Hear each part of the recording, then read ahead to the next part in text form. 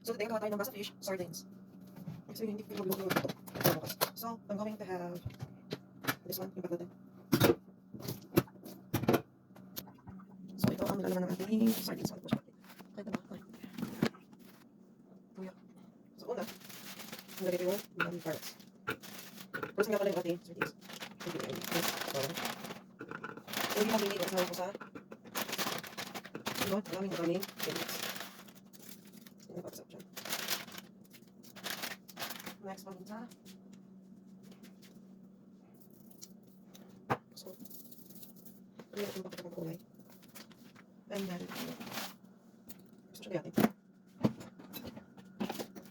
Hindi siya magayat. So, tingnan niya. And then, gusto siyang bigyan ito. Tomato.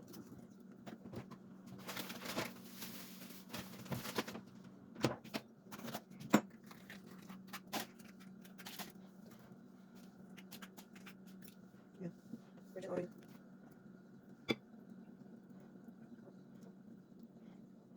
Kung napasin ni Madam siya virgin oil, syempre sobrang dami ko. Pwede siyang gamit mamaya. Oh, after. Hindi ko mamaya pa.